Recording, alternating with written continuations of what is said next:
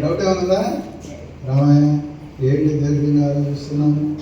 ఏమి లేదురా, మా ఇంటికి గొడవకి ఏమి చేద్దామని. అరే ఇంతగా ఆలోచించేదానికి ఏముందిరా, సార్ మీద రాష్ట్ర సిమెంట్ రేట్లు వేస్తాను సరే, మా నాన్న మా తాత అదే వేశాడు, సూపర్గా ఉన్నాయిరా.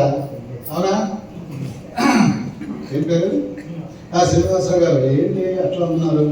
ఏం లేదా, ఇంపాక్ట్లోకి వచ్చిన తర్వాత అసలు ఏంటో నాకు అర్థం కావడం లేదు, ఏది చెప్పాలా ఏది చెప్పకూడదా అని. అరే ఇంతగా ఆలోచించడానికి ఏముంది, ఇప్పుడు దాకా చెప్పారు కదా లక్ష్మణ గారు, పట్టుకో ఆటోమేటిక్గా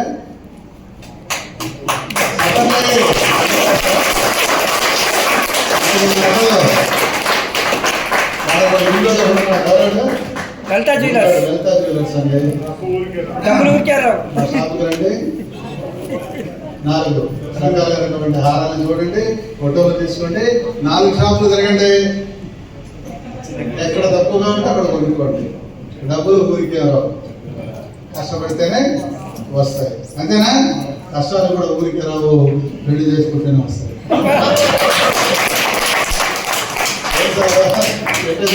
మీద పడ్డారు అని. అవునా?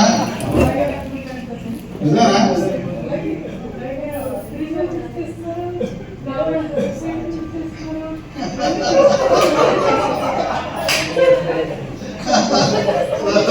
ఎప్పుడు కూడా 2 వేరువేరుగా ఎక్కడా లేవండి. ఒక నాణ్యానికి బొమ్మ బోర్సు మాదిరిగానే జీవితంలో ఆధ్యాత్మికత భౌతికత 2 కూడా మిళితమై ఉంటాయి, కానీ అవి వేరు వేరు కావు.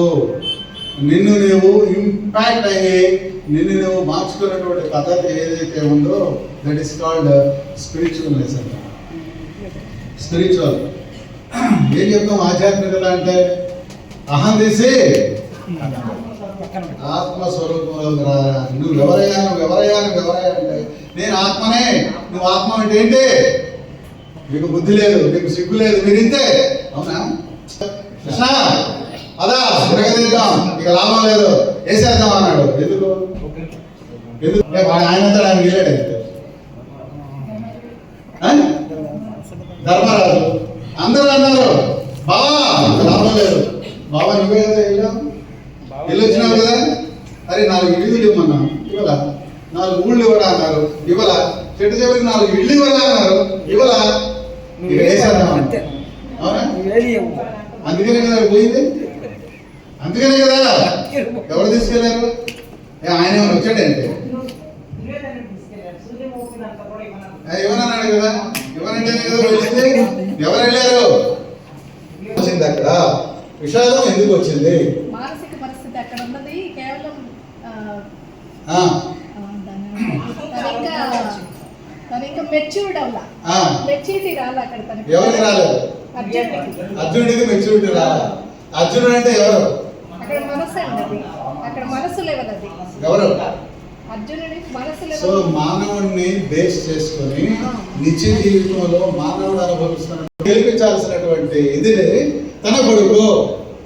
ఇంటర్వ్యూలో 10 మందిని పంపిస్తేనే 4 సభ్యులుగా మీరున్నారు. ఆ పక్కన కూర్చొని వెంకయ్య దగ్గర కూర్చొని వెంకయ్య ఆడు మా బాడు వాడు మా బాబా అది అయితే ఏమంటారు మేడం? వేసేస్తారు మరి మార్కులు. సో విషాదం అంతా ఎక్కడ ఉంది? విషాదం అంతా తన తన మన మన మన ధర్మం ధర్మం ధర్మం ఏదైతే ఉందో కష్టం వస్తుందని కొట్టుకుంటే ప్రయోజనమే లేదు.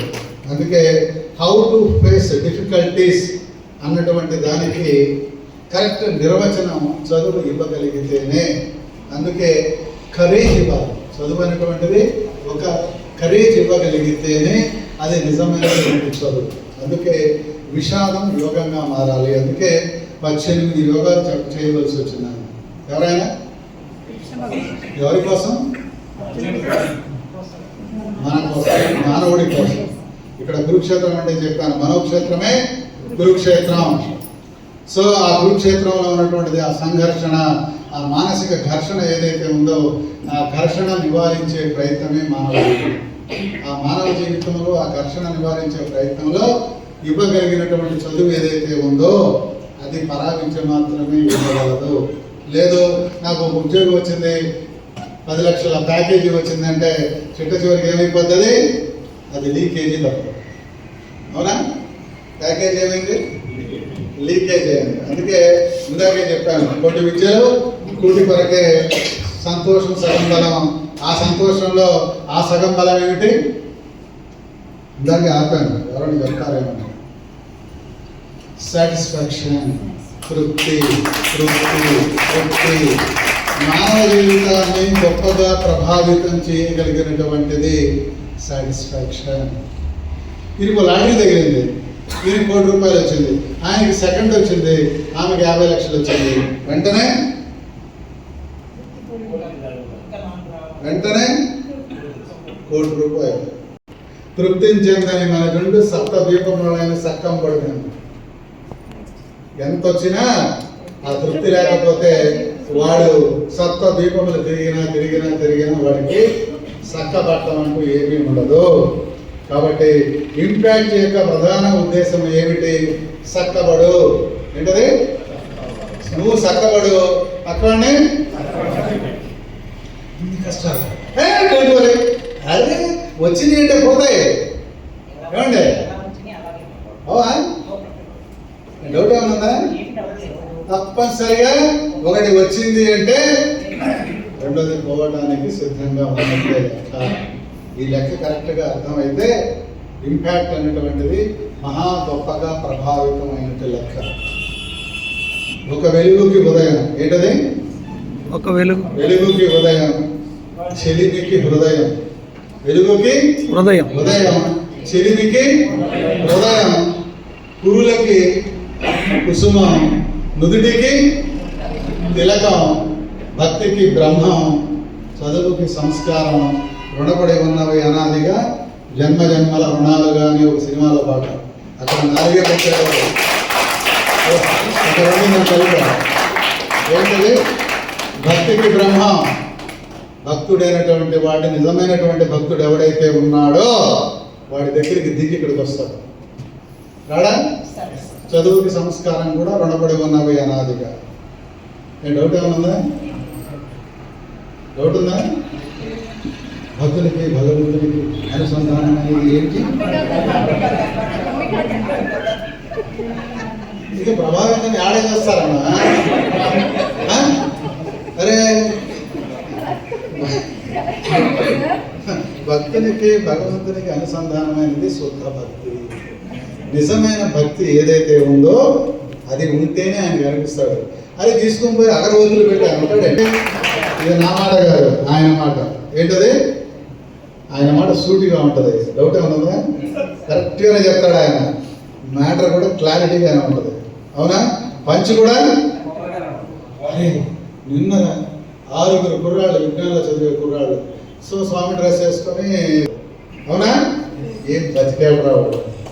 అవునా? చెప్పడానికి చాలా తేలిగ్గా ఉంటుంది కదా. కానీ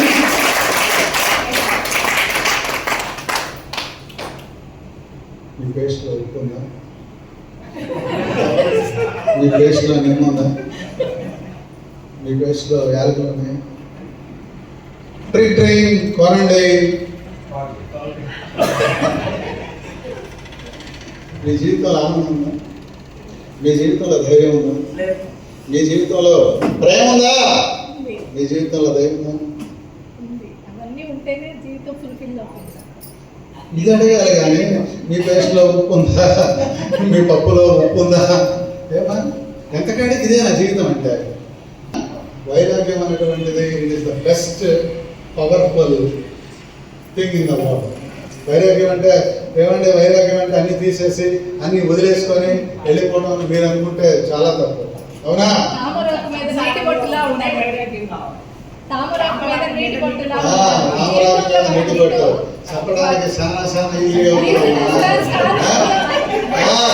సాధించాను సార్. అది దట్ ఈస్ ఇంపాక్ట్.